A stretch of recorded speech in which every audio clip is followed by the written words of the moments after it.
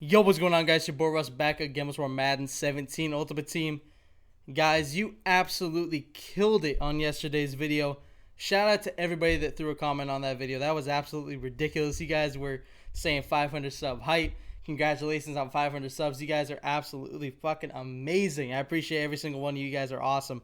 And also, for the people that responded to my thumbnail comment or my thumbnail thing I was talking about, with the thumbnails and what I should do with them.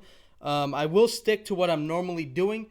The thumbnails I talked about yesterday and that were on yesterday's video will only be if I don't have any other thumbnail, meaning I don't have an IRL picture that actually matches what the game was about, or I don't have a screenshot from that game of a player close-up that you guys normally see. So these will basically be last resort thumbnails. If you guys did not see yesterday's, be sure to go check that out, and you guys will know that was actually from me. I will put my channel logo in the bottom right because obviously it's a very generic thumbnail. But if I do use those, I will put my channel logo in the right so you guys know. Pretty simple. So anyway, getting into the game now. Like I said, just thank you guys. I had to say it one more time.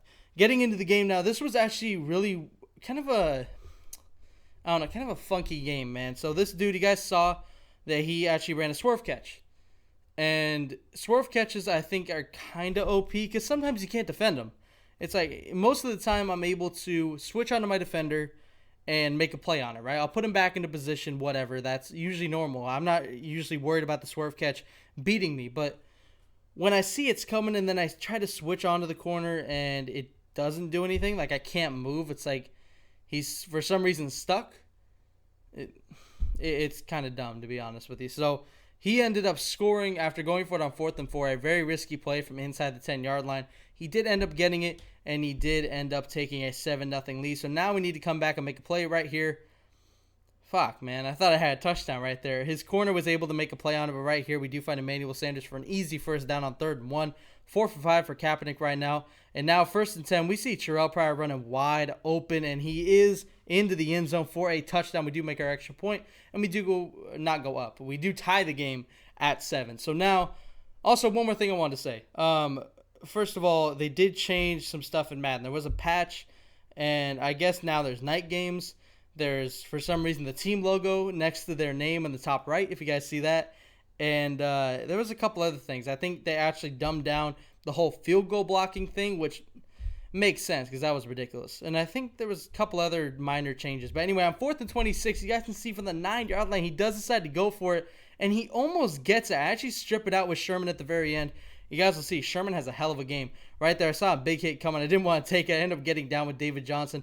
Guys, there was a pack yesterday that actually guaranteed an 89 David Johnson Team of the Week and an 89 Jimmy Graham Team of the Week. I went ahead and snagged it because they were really good players. I actually guaranteed good players, and I knew I'd get use out of both of them. Jimmy Graham is now my starting tight end. David Johnson is now my starting running back, so bye-bye to Kyle Rudolph and also to Jordan Howard. So now, back into the gameplay. You guys see Sherman making a nice tackle right there. Sherman's coming up clutch right now.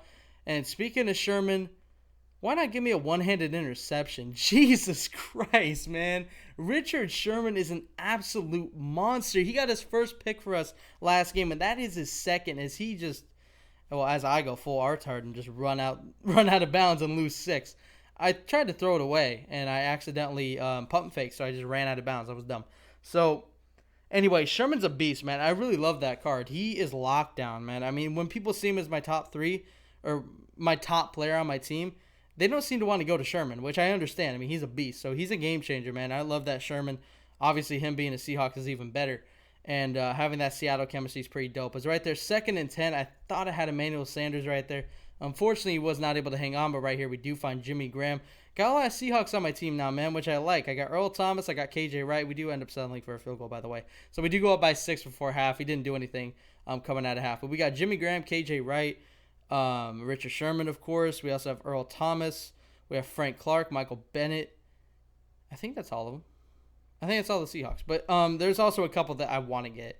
I really want to get Bobby Wagner, but that card, oh boy, that's way too expensive for me. I wish I had that card, but shit, that's insanely expensive. 3rd and 16 comes up for me.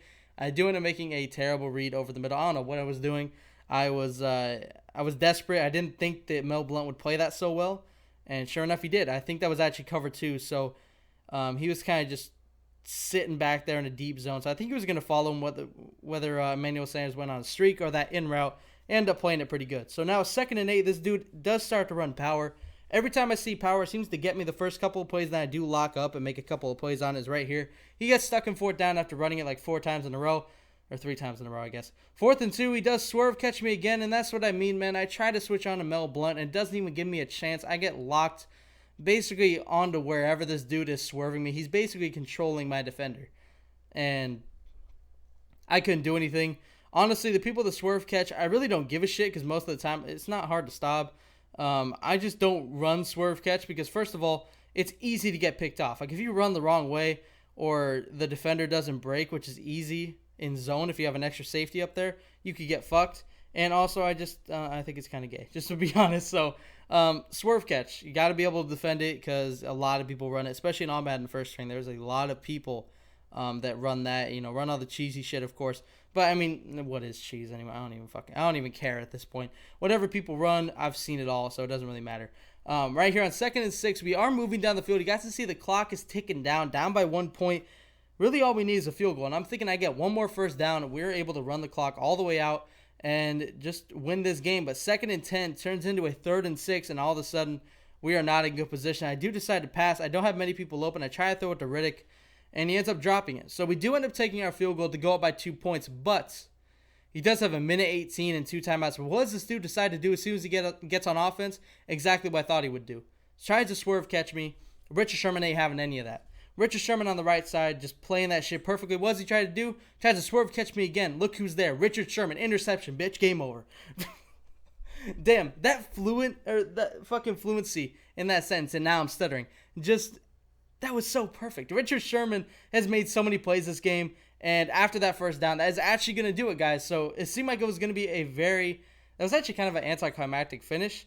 It doesn't seem that crazy, but Richard Sherman killed it. He got us 2 picks, a couple of beast tackles, and a really clutch pass breakup on 4th and 26 that I thought he was going to go to the house on. So anyway, we did end up getting the dub, 16-14. Richard Sherman is a fucking goon, and that's pretty much it. I'm going to let the stats roll, so I hope you guys enjoyed it, and as always, Dangerous Army, I'm out.